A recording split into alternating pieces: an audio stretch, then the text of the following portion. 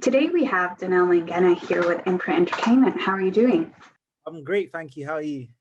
I'm good, thank you. How is everything on your end? Everything's good. Yeah, I just want life to go back to normal. I literally just did an Instagram story filming the waiting page for the Zoom because I was like, I can't wait for life to go back to normal because I can do interviews in person. Of I love course, doing interviews. of But course, yeah, of course, we're all on your end. Okay, well, big news from you in 2021. You've recently released your three-track debut AP with Warner Records. Congratulations, African Boy Part 1. How did that go for you? good. It's like my first project, so it's just like there you go. Because I was used to releasing singles, and now I'm signed to Warner. It's just nice for me to be able to release a small body of work that people can listen to and gauge what kind of an artist I am, and just to introduce myself to the whole scene industry and to the world, basically. So, how long were you working on it for? Um, do you know what? I have a lot of songs. I just picked some songs which I was like, these are songs that I'm really happy about that I want the world to hear. But over time, like I wrote Motion before I signed to Warner, I think. So it's like I spent a long time trying to really be myself and to explore my writing and just exploring music, and obviously with the whole project and that, like I just wanted to showcase Africa, but in an element of where showing like, okay, cool, I want to take it international. I want to take the sound international, and I want to make everyone hear like the source of Africa, basically. But it wasn't like, oh, okay, cool, gonna work on an EP. It's like I've got cool music I want to put out, and I want everyone to hear it, and I want everyone to have fun when they're listening to the music. So that was the vibe. Awesome, amazing. I mean, it's great that you're saying you took the time to kind of discover your sound and develop your sound. So where did you draw some of the inspirations? We see a lot of unique, more mature side of you on the EP. How did that, where did that come from? I to be honest, I grew up in Zimbabwe. So for like the first part of my life, I grew up in Zimbabwe. I learned the language, which is Ndebele. And I just like it's always been in me, like to just have to put African lingo melodies into music. So in the music, you hear like "Ayelele mama" or like different things in the music, which is like chants from back home, like regional chants, like tribal chants, and all that kind of stuff. But I just really wanted to show my energy as well, and the kind of person I am. Like I'm very energetic. Like it's hard for me to. I don't have ADHD, but I just have a lot of energy. So it's like I'm always trying to express my energy through my music, and I feel like it's represented well in the EP, especially in Motion and Awake. And as the African side of me really comes out truly in Savage, which is the second track two on the EP. Interesting. It's nice that you mentioned that you have a lot of energy. We actually get to see that in some of the videos that you've recently released for the EP. And an interesting side is we see a bit of your family in there. We see your mom and everyone around you. So how supportive are they of you? How do they give you that energy? Do you draw a lot from them? Yeah, I just think that's who we are. Like it's just how we are at home. So it's like, okay, this is how we are. We're just gonna do what we normally do in a video. Especially with my little brother, it's just like he used to be a very shy person, but my dad's that guy. My dad's the kind of father where it's like since young he's been drilling into our heads about confidence. So even my little brother now he's learning how to be more confident. And obviously when you're filming a music video, there's a lot of people watching. And for my little brother, I personally was worried because I was like, like I wasn't really like that confident at his age, as confident as he is. But he killed it. Like he went above and beyond what I expected him to do. And yeah, but that's literally how we are at home. And I'm happy that it translated it translated to you. And obviously some people felt warmed by the fact that my family's in the video. But yeah. Oh, he stole the show. He had a little bit of moments over there, and we kind of drew our attention to him. Very, very interesting. How involved usually are you? So say you want to put out an EP or a song. Yeah. How important it is for you to be involved in the process, and what's your extension of involvement in it? Oh, 100%. I won't put out something I'm not happy with.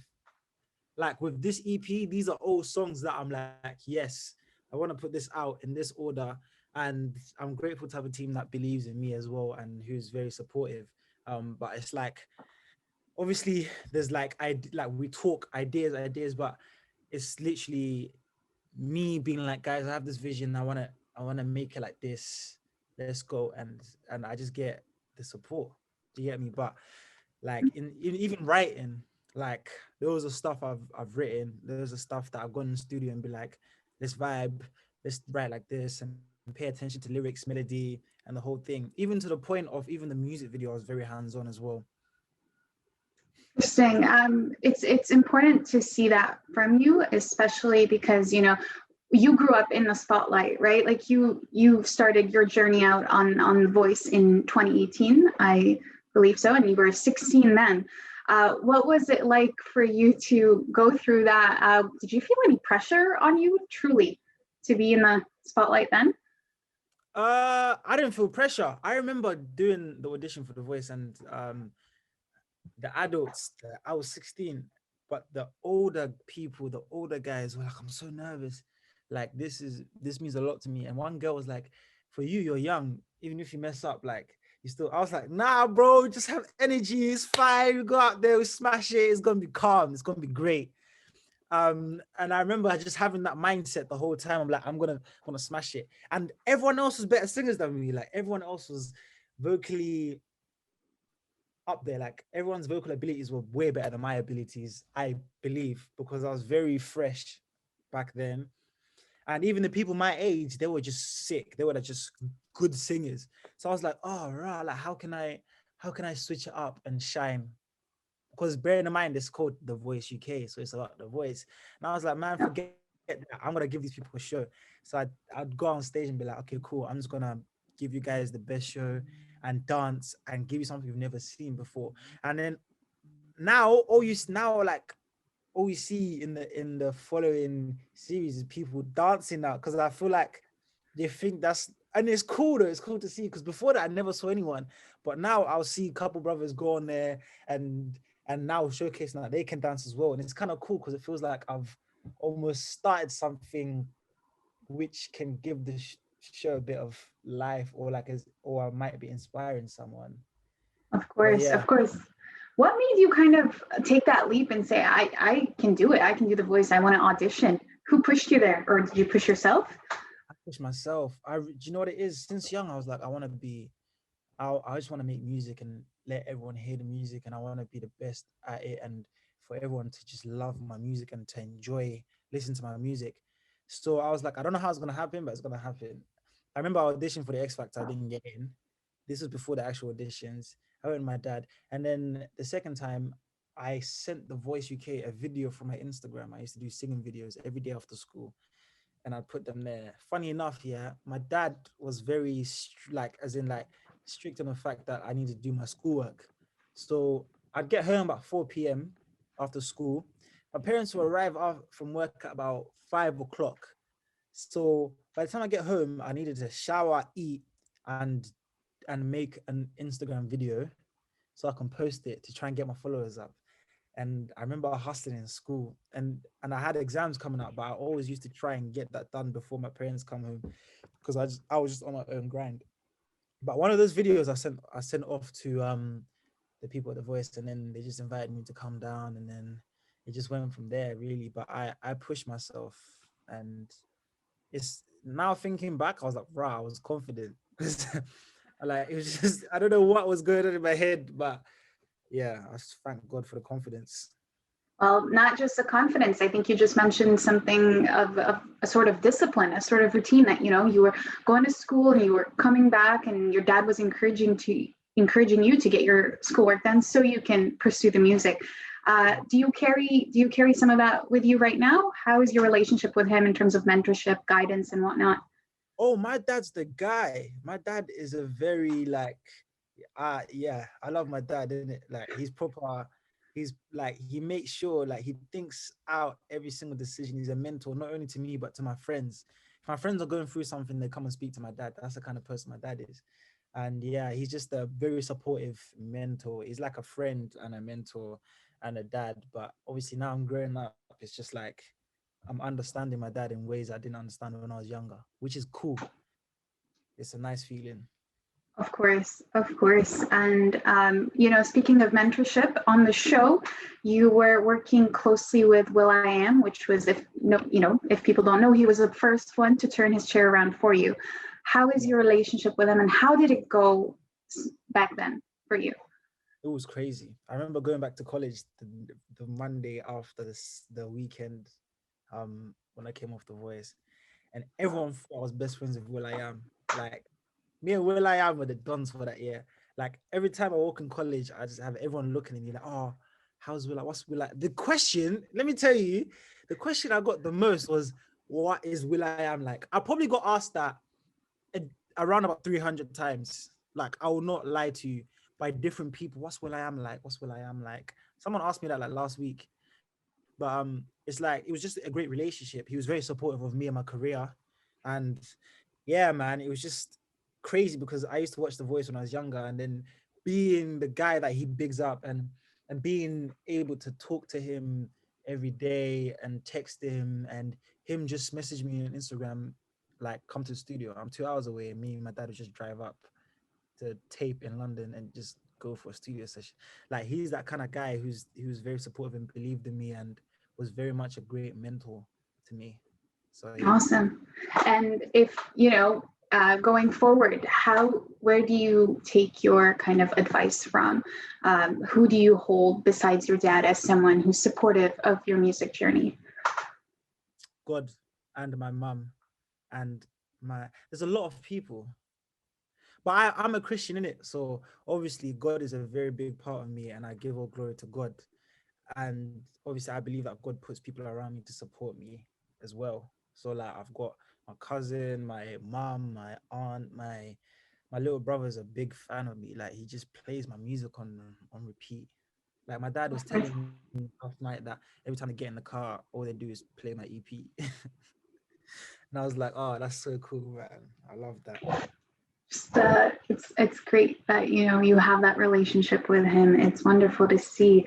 Another kind of career highlight for you was, of course, doing the Queen's concert for her 92nd birthday at the Royal Albert Hall. You were contacted by Prince Harry himself and Meghan Markle. How was that? And what did you feel when you got that call? It was mad. It was crazy. I was in college and I was in a lesson. The teacher wasn't there, so we just had to do work. And my dad called me. I was like, why is my dad calling me? He knows I'm in school. Like, he knows I'm in college. So I left. I went downstairs, like, Donel, you're not gonna. He calls me Donny. He's like, Donny, you're not gonna believe me. I was like, what? He goes, I just got a call from someone. And I was like, basically, you've been invited to perform for the Queen's birthday. And I'm like, huh? How is this good? How is this happening? Like, I didn't believe him. And then he's like, Prince Harry saw you. Apparently, Prince Harry saw you. Prince Harry watched the TV show twice. He watched me perform twice, and he asked me to come and perform for the Queen's birthday. And then I had a letter come through the post from Kensington Royal, and the Kensington Palace even. And then I took it to show the producers at the TV show, like, this is what's happening. Um, and they didn't believe. I didn't take the letter. I told them first. I don't think they believe me. I don't think they believe me. And then I showed them the letter. I photocopied the letter and I sent them, and I showed them. And then I remember I wasn't meant to say anything until like the end of the show, because this performance was 2 weeks after the finals of the show. And I told Will I Am, I was like, yo, bro, this is what happened. I showed him the letter, but I was like, I can't say anything right now.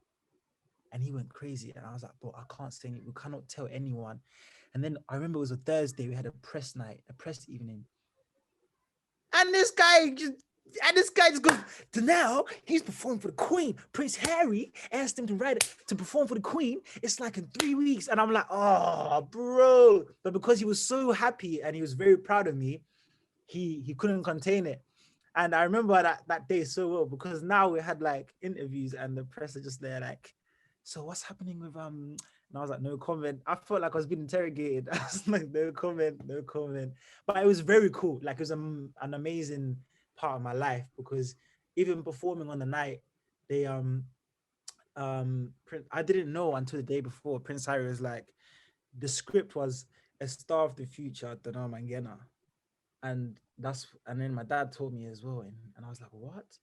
And then when he actually said it, because I remember I met Prince Harry and Meghan Markle in a dressing room the night, like a couple minutes before I went on stage, and I stepped on Meghan Markle's foot, Oh, and I was like, because do you know what happened? I was going in for a hug. I was like, she came and screaming like, Donel, and I was like, yo, you know my name, like.